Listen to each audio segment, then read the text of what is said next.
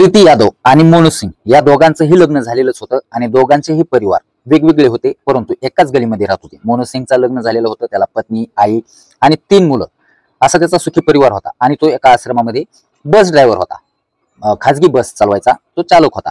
आणि एकीकडे प्रीती, तिचं देखील लग्न झालेलं होतं, तिचा देखील सुखी संसार होता, तिला देखील 3 अपत्यच होते, आई, सासू आणि पती.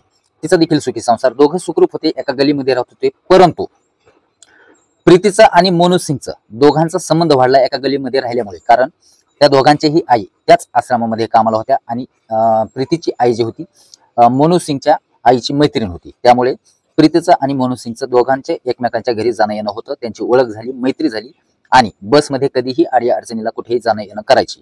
त्यांचं त्याच मैत्रीचं रूपांतर, त्या ओळखीचं रूपांतर प्रेमामध्ये झालं आणि दोघांनी शारीरिक संबंध ठेवायला सुरुवात केली. त्यांची एवढी प्रेम करण्याची त्यांची संपूर्ण पातळी ओलांडून गेली, बेभान झाले. त्यांना आपलं लग्न झालेलं आहे, आपल्याला संपत्ती, आपले सुखी संसार आहे, त्याचं काहीही भान राहिलं नाही. प्रीतीनं आणि मोनू सिंगनं संपूर्ण सीमा हद्द पार केल्या. परंतु कोणत्याही प्रेमामध्ये पैसा हा कधीही मध्ये अडचण निर्माण करतो. तसंच अगदी झालं. प्रीतीनं मोनू सिंगला वारंवार धमक्या द्यायला सुरुवात केली की माझ्या मुलींचं आयुष्य बर्बाद करू नको, तू माझ्यासोबत लग्न कर, मी माझ्या पतीला डिवोर्स देते, घटस्फोट घेते, तू माझ्यासोबत लग्न कर आणि आपण कुठेतरी जाऊन राहू, असं ज्या वेळेला वारंवार त्याला धमकी देत होती, विचारत होती, त्यावेळेला मोनू सिंग तयार नव्हता. मोनू सिंगला ती वारंवार म्हणायची, तू माझ्यासोबत लग्न कर, नाहीतर मी तुझ्या लेकरांचं आयुष्य उद्ध्वस्त करेन, मी तुझा संसार उद्ध्वस्त करेन, अशी वारंवार ती धमकी द्यायची. परंतु मोनू सिंग हा घाबरलेला आणि त्याला हा निर्णय पास नव्हता.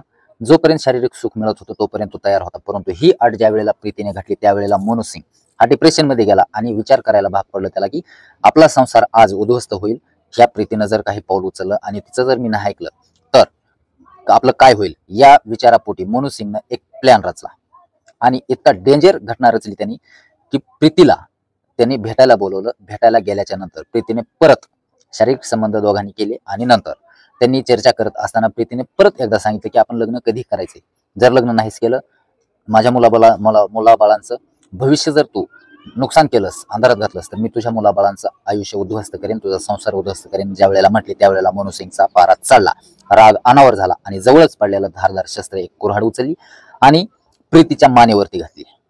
जखमी झाली, रक्ताच्या थारोळ्यात प्रीती पडली आणि तिथेच त्याच ठिकाणी तिचा प्राण गेला, जीव गेला. एवढा घात, तो आघात मोठा होता. नंतर ही बॉडीचं नेमकं करायचं काय, आता मी जेलमध्ये जाईल, घाबरला. मोनू सिंगनं एक आयडिया लढवली आणि तिचं धड बाजूला काढलं आणि शिर बाजूला काढलं, इथून वरचा भाग बाजूला केला आणि ते शिर एका पिशवीमध्ये भरलं आणि गळ्याखालचा जो भाग आहे, हात, पाये, हे संपूर्ण छोटे छोटे तुकडे केले आणि ते पिशवीमध्ये भरले आणि त्याने शिर जे होतं ते एका नदीच्या शेजारी झोपाळामध्ये फेकून दिलं आणि अवयवाचे जे तुकडे केले होते त्याने पिशवीमध्ये भरले आणि तो ज्या बसचा ड्रायव्हर होता, ज्या आश्रमामध्ये ज्या बसला, खाजगी बसला तो चालक म्हणून होता, त्याच बसच्या खाली रस्त्याला अगोदरच पिशवी ठेवली आणि ही बस त्याच्यावरून घातली, जसं की अपघात वाटावा किंवा अनोळखी कोणीतरी काहीतरी ठेवलंय आणि मी प्रवास करत असताना चाकाखाली आलो, असं दाखवण्यासाठी त्यांनी संपूर्ण रचना केली.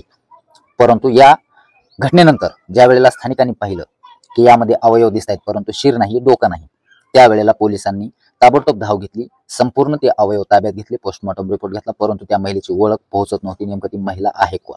तब्बल 2-3 महिन्यानंतर त्या महिलेची ओळख पोहोचली आणि ती महिला प्रीती यादव आहे हे पोलिसांच्या समोर निदर्शनास आलं. आणि मोनू सिंगचं आणि प्रीतीचं अफेअर होतं हे स्थानिकांनी सांगितलं. ते वारंवार बोलत होते, ते फिरायला जात होते, हे स्थानिकांनी संशय सांगितला. पोलिसांनी ताबडतोब मोनू सिंगला ताब्यात घेतलं आणि ज्या वेळेला कसून जाब विचारला त्यावेळेला मोनू सिंगनं कबुली जबाब दिला आणि आतापर्यंत जे तुम्ही ऐकलं ती संपूर्ण घटनाक्रम त्याने पोलिसांना सांगितला. त्यानंतर रेल्वे ट्रॅकवर काही अवयव टाकले होते ते जमा करण्यात आले आणि त्याच्या बसमध्ये देखील त्याने बस साफ केली होती, परंतु बसमध्ये देखील अनेक ठिकाणी रक्त सांडलेलं दिसून आलं पोलिसांना. पोलिसांनी ब्लड सॅम्पल देखील घेतलं खात्री करण्यासाठी, रिपोर्ट पुरावे जमा केले आणि मोनू सिंगला पोलिसांनी ताब्यात घेतलं. पुढील कारवाई त्याच्यावर सुरू केली. वारंवार बस धुवून देखील अनेक वेळा त्यांनी बस धुतली परंतु पुरावे नष्ट करता आले नाहीत त्याला. आज मोनू सिंग या घटनेमध्ये फसला.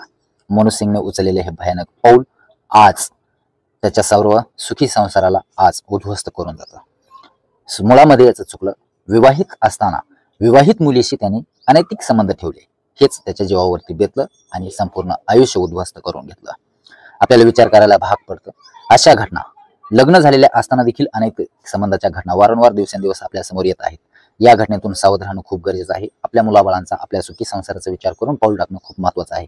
परंतु काहीही विचार न करता क्षणिक सुखासाठी त्या जाळ्यात फसतात आणि नंतर अशा घटनांना सामोरं जावं लागतं.